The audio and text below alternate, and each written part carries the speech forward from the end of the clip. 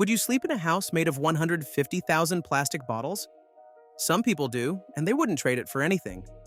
So what does it really mean to call a place home? For some, it's four walls and a yard. For others, it's a floating shack, a building that melts, or a pod propped up like a golf ball. These aren't just quirky designs. They redefine survival, identity, and what it means to belong. And just when you think you've seen it all, something even stranger comes next. Because these homes don't just defy design norms.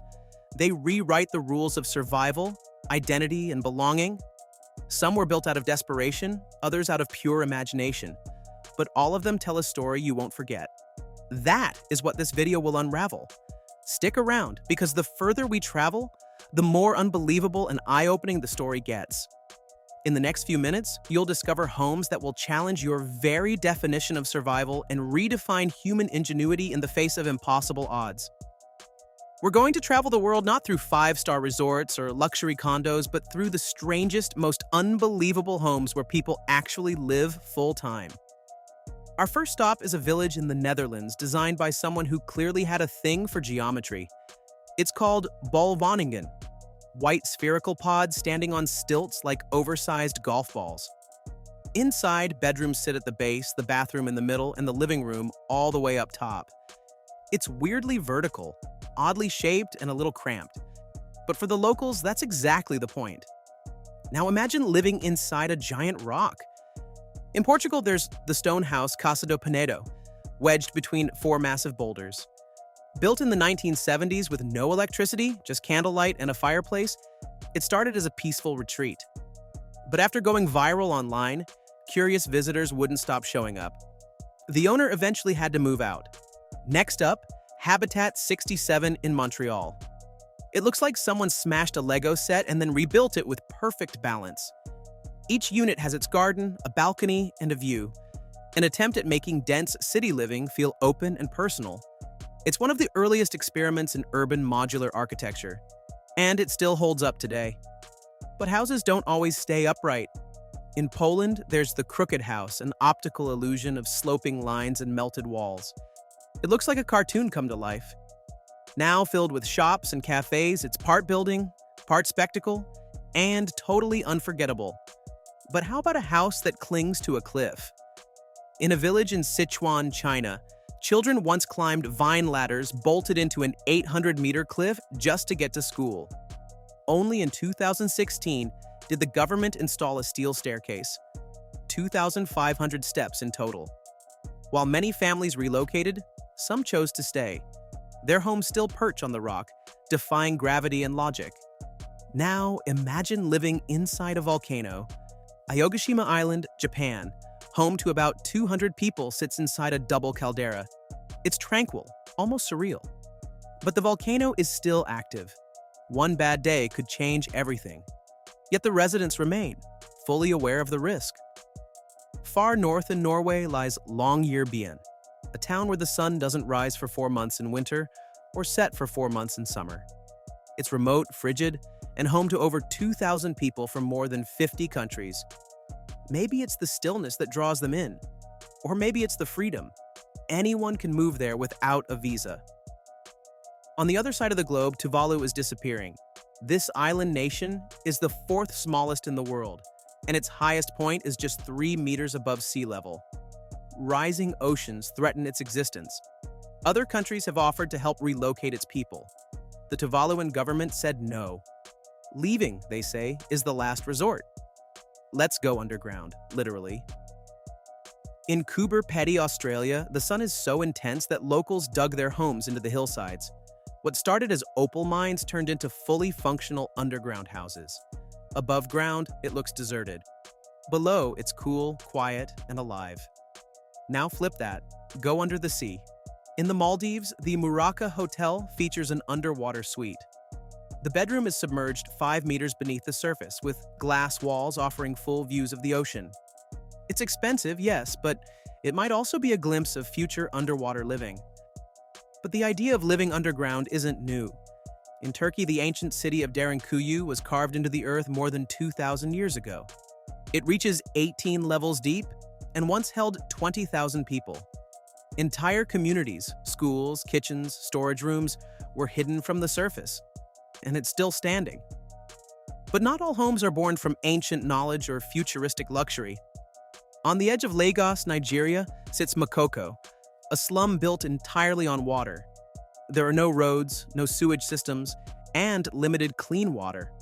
Still, about 200,000 people live here, crafting boats by hand and surviving day by day. It's often called the Venice of Africa, but for residents, it's simply home. In Cambodia, there's another floating village, Kampong Luang. Entire neighborhoods, homes, schools, markets drift with the changing seasons. When water levels rise by up to 6 meters, life adjusts. They've learned to float, both literally and metaphorically.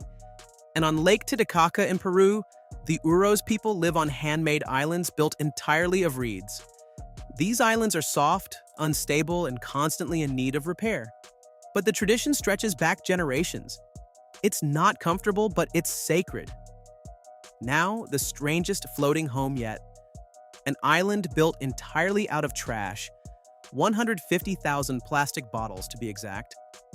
British artist Richard Soa constructed this floating world himself. It has a house, a composting toilet, and trees. It's an art, it's a protest. It's a new way of asking, what do we throw away? And what do we build from it? But home isn't always about function. Sometimes it's about memory, legacy, or a refusal to let the past fade. In Yemen, the city of Shibam, often called the Manhattan of the desert, has stood since the 14th century. Its towering mudbrick buildings, some reaching 11 stories, are marvels of engineering. These weren't built for aesthetics. They were fortresses, designed to protect families from invaders and the harsh desert environment. In Cape Town, South Africa, the neighborhood of Bo Kaap bursts with color. Vibrant pinks, greens, and yellows paint every wall. But this kaleidoscope hides a deeper story.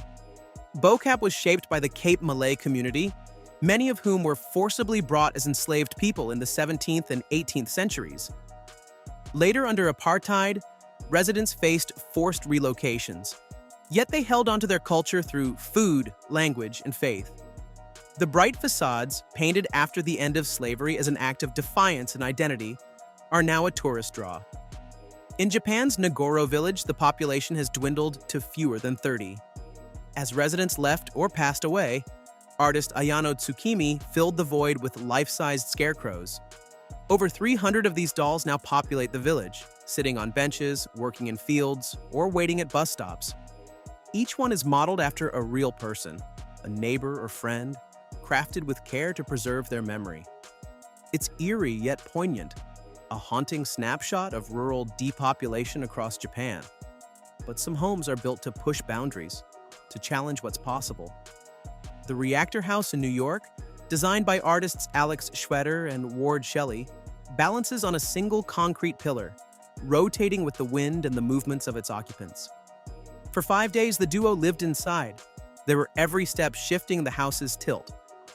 Everyday tasks, cooking, sleeping, even drinking coffee, became exercises in balance and trust.